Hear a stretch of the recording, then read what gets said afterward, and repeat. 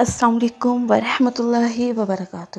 یہ کہانی ان طلباء کے لیے ہے جو اپنی ایمانداری اور اقدار کو سنبھالے ہوئے دنیا کے شور میں اپنی پہچان ڈھونڈ رہے ہیں، جو ہنستے بھی ہیں مگر حدود کے ساتھ، جو چاہتے ہیں کہ ان کی پہچان نمبر نہیں کردار ہو۔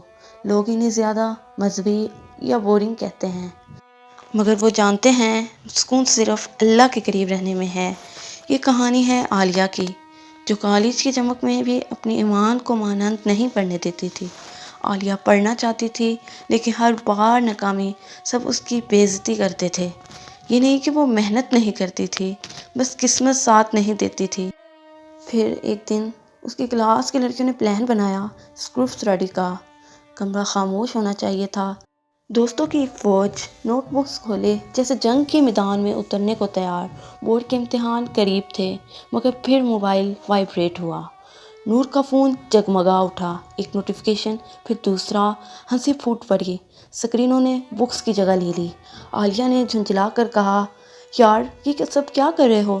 سیریس ہو جاؤ، ہم یہاں پڑھنے آئے ہیں اور تم لوگ فون میں لگ گئی ہو۔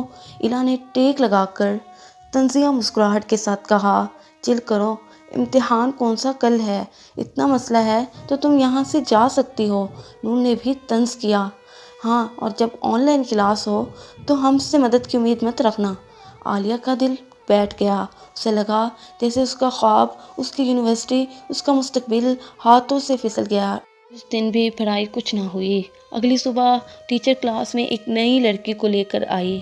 یہ عائشہ ہے، پچھلے سال کی ٹاپر، اب یونیورسٹی میں پڑھتی ہے۔ عالیہ چونک گئی، میری خوابوں کی یونیورسٹی؟ عالیہ نے بے اختیار پوچھ لیا، آپ نے یہ سب کیسے کیا؟ دل بہکنے سے کیسے بچیں؟ میرا مطلب ہے کہ ٹاپر کیسے بنی، کیا سوچا؟ کلاس میں ہنسی چھوٹ پڑی، مگر عائشہ مسکرا کر بولی، جیسے رمضان میں سب سے لذیذ کھانا سامنے ہوتا ہے مگر ہم نہیں کھاتے، کیوں؟ کیونکہ اللہ دیکھ رہا ہوتا ہے۔ عالیہ نے فوراً بات پوری کی، کیونکہ تقویٰ ہوتا ہے۔ بالکل، عائشہ بولی، تو پھر ہم اس وقت کے ساتھ ویسا کیوں نہیں کرتے؟ ہمیں اسٹڈی بھی روزہ اور نماز کی طرح کرنی چاہیے۔ ہر چیز کا ٹائم بناؤ، فضول سوچ سے بچنا چاہیے۔ کلاس خاموش ہو گئی۔ عالیہ کے دل میں جیسے روشنی اتر گئی۔ عائشہ نے آہستہ سے کہا، کبھی کبھی بس ایک یاد دہانی ہی کافی ہوتی ہے۔ رات کو عالیہ نے خود سے کہا، میرا وقت، میرا علم، میرا جسم سب اللہ کی امانت ہے، اب میں انہیں ضائع نہیں کروں گی۔ پھر اس کی زندگی بدلنے لگی، نہ فوراً بلکہ آہستہ آہستہ۔ کلاس میں اب وہ سامنے بیٹھتی تھی، سوال کرتی تھی، نقشے بناتی تھی، مگر پھر اس نے دن کو نمازوں کے درمیان بانٹ لیا۔ 25 منٹ پڑھائی، 5 منٹ ذکر، تھوڑی مدد امی کے ساتھ۔ ہر نماز جیسے تیر انداز کی طرح اسے دوبارہ نشانے پر لے آتی۔ علم قلعے کی اینٹوں کی طرح چمکتا گیا۔ آج ایک ہفتے بعد، پھر ایک مہینے بعد، دوستوں کا دائرہ بدلا۔ اب وہ ان کے ساتھ تھی جو ترقی چاہتے تھے۔ سمجھانا اس کا ہنر بن گیا۔ استاد سے بھی بہتر طریقے سے سمجھاتی۔ اب لوگ اس کے گرد جمع ہوتے، مگر آزمائش کا وقت آیا۔ ایک دن جب وہ ٹیچر کے ڈیسک سے واپس جا رہی تھی، الہ کی آواز آئی، پڑھ رہی ہو؟ جیسے ٹاپر بن جاؤ گی۔ اس کے گروپ نے کہکا لگایا۔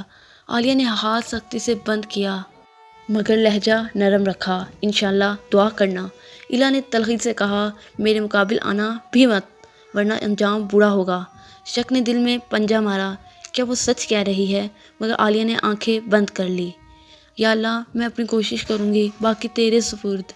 امتحان کا دن آیا، ہال میں سناٹا، پین کی آواز، عالیہ کا پین بہتا گیا۔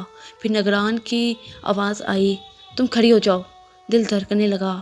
اس کی میز پر ایک پرچی ملی، الہ کی طنزیہ مسکراہٹ، امتحان میں نقل؟ نگران نے کہا۔ عالیہ کی زبان بند ہو گئی۔ پرچی چیک ہوئی، جوابات مختلف۔ آخرکار سچ سامنے آیا، پرچی الہ کی تھی۔ باہر نکالو اسے، آواز گونجی۔ الہ کو لے جایا گیا۔ عالیہ نے گہرا سانس لیا، پین تھاما۔ اب وقت کم تھا مگر ایمان اس کا حوصلہ تھا۔ رزلٹ والے دن ہاتھ کانپ رہے تھے، سر گھوم رہا تھا، اور پھر اس کا نام سب سے اوپر۔ عالیہ زور سے ہنسی، آنکھوں میں آنسو بہنے لگے۔ یا اللہ، تیرا شکریہ۔ ہفتوں بعد وہ اپنے خوابوں کی یونیورسٹی کے دروازے پر کھڑی تھی، وہی جگہ جہاں کبھی عائشہ نے کہا تھا کبھی کبھی صرف ایک یاد دہانی کافی ہوتی ہے۔ عالیہ نے آنکھیں بند کر کے کہا، یا اللہ، جو کچھ پایا سب تیرا دیا ہوا ہے، میرا وقت، میرا علم، میرا ایمان، سب تیری امانت آج میں نے تیرے شکر کے ساتھ لٹاتی ہوں۔ وہ اسٹوڈنٹ جو آگے بڑھنا چاہتے ہیں وہ عالیہ کی کہانی کو سوچے، وہ کچھ بھی نہیں تھی لیکن اس نے پڑھائی عبادت کی طرح کی۔ انشاءاللہ آپ بھی کامیاب ہوں گے۔ تقویٰ میں طاقت ہے۔